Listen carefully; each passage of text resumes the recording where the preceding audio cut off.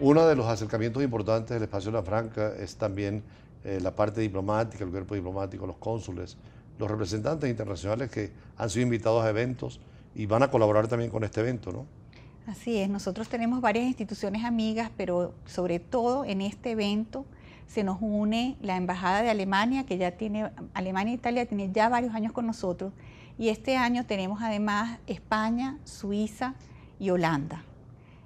Aparte de que también hay que agradecer muchísimo a la Universidad Central de Venezuela, la Dirección de Cultura, que nos está facilitando sus espacios y su gente, y también al cuerpo de voces de A Voces y también el coro juvenil y infantil de la UCB. Ahora, ha habido algunas expresiones interesantes frente al tema del genocidio, sobre todo del holocausto, de ser conscientes de lo que pasó y no simplemente porque no soy miembro de una religión o de un grupo, no expresarlo, ¿no? Eso es muy importante porque yo diría que es todavía hasta más culpable el que es indiferente ante un delito que se está cometiendo que la misma persona que comete el delito. Entonces, precisamente en esa época el padre Niemöller dijo... Sacerdote católico, ¿no? Un sacerdote católico dijo, cuando vinieron por los sindicalistas, yo no dije nada porque yo no era sindicalista. Cuando vinieron por los comunistas, yo no dije nada porque no era comunista. Cuando vinieron por los judíos, yo no dije nada porque no era judío. Y cuando vinieron por mí, ya no quedaba nadie que dijera nada. Entonces es crear una conciencia para que no solamente el que hace la maldad, sino el que no hace la maldad, que intervenga en un momento de esto, que no sea indiferente, el indiferente. ¿Por qué el nombre Ana Frank, Ilana? Bueno, Ana Frank era una niña y como niña, ¿qué culpa tenía ella de haber nacido judía y haber sido discriminada y obviamente asesinada, aunque ella terminó muriendo de una enfermedad en un campo de concentración? Pero cuando tú tienes los recursos para no tener esa enfermedad y ocurre, existe entonces es prácticamente un asesinato. Ana Frank también escribió un diario en donde plasmó su vida durante año y medio que estuvo recluida en un ático y de alguna manera siempre tuvo esperanza por un mundo mejor y fue una víctima de la discriminación. Entonces, de alguna manera nos refiere a la historia, porque todo el mundo leyó ese diario, claro, y además da la esperanza de que podemos cambiar el mundo. ¿Su centro tiene relación con otros centros del mundo o instituciones vinculadas a la paz, a la concordia? Sí, nosotros estamos vinculados a la Casa Ana Frank de Holanda, que ya tiene varias filiales en varios países, y obviamente para todo lo que nosotros hacemos tenemos de alguna manera el refuerzo de muchas instituciones que a través de internet y a través de muchas cosas que se pueden intercambiar, nosotros podemos utilizarlo para nuestro trabajo. ¿Recurren a las universidades, a los centros ya formales de educación para distribuir y sobre todo para informar sobre este tema?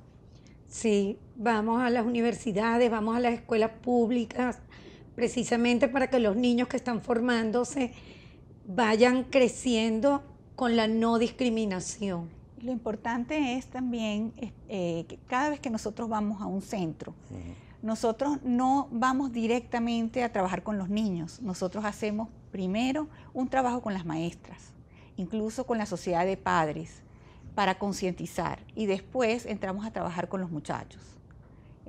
Cada trabajo que nosotros hacemos es multiplicador. Por ejemplo, estos 40 niños en escena que vamos a tener este domingo han pasado por los programas de Espacio Ana Frank, se les ha contado la historia y han tenido varios trabajos en el cual ellos han podido... ¿De las publicaciones que han tenido, algunas puedes hacer referencia?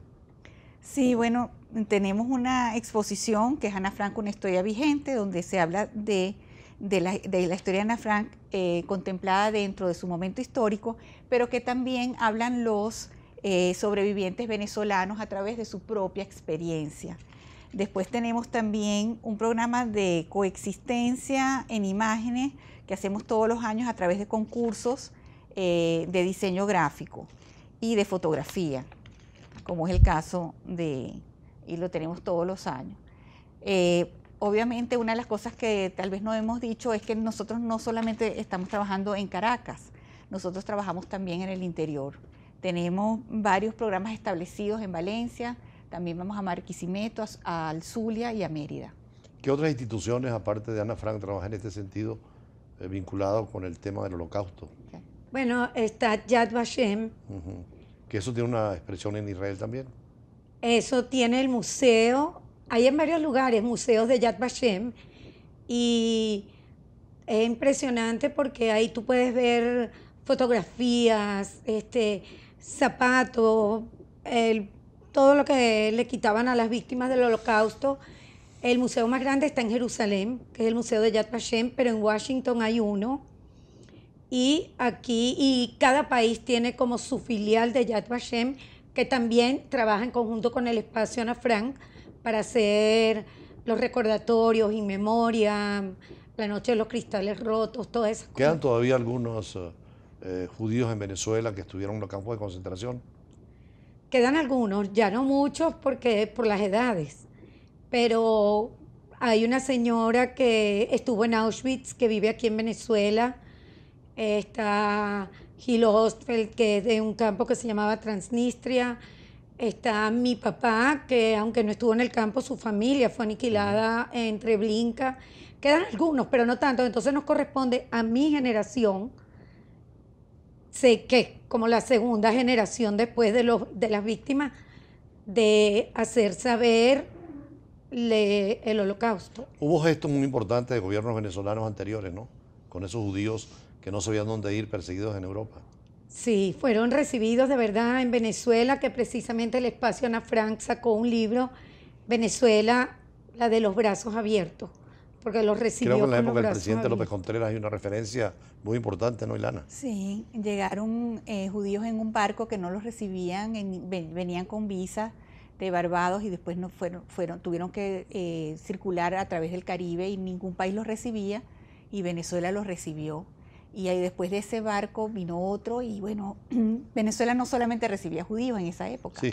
estaba recibiendo a Conversamos con los muchísimos árabes inmigrantes. y tantos europeos que llegaron con los brazos abiertos, pero ese gesto de López Contreras nos recuerdan mucho, por cierto, coincidimos con su nieto, que era embajador con nosotros en la Cancillería, Sí, y pero recuerda mucho el gesto. para ese momento hay que recordar que la sociedad civil jugó un papel importantísimo, que es justamente lo que nosotros en Espacio Ana Frank queremos hacer entender, que tú no necesitas que alguien te diga lo que hacer, tú puedes lograr la coexistencia a través de tu entorno, en tu propia vecindad, en tu propio trabajo, o sea, eso es lo que nosotros queremos lograr, que todos logren la coexistencia. Bueno, la coexistencia es tan necesaria en el mundo porque estamos con armas de destrucción masiva como las armas atómicas, pero también con peligros como el caso de Corea del Norte y Corea del Sur, situaciones también caóticas con el clima, y hay que tener solidaridad y sobre todo comprensión entre los seres humanos. Así pues, despedimos nuestro programa con este mensaje de esta institución tan importante, el Espacio Ana Frank,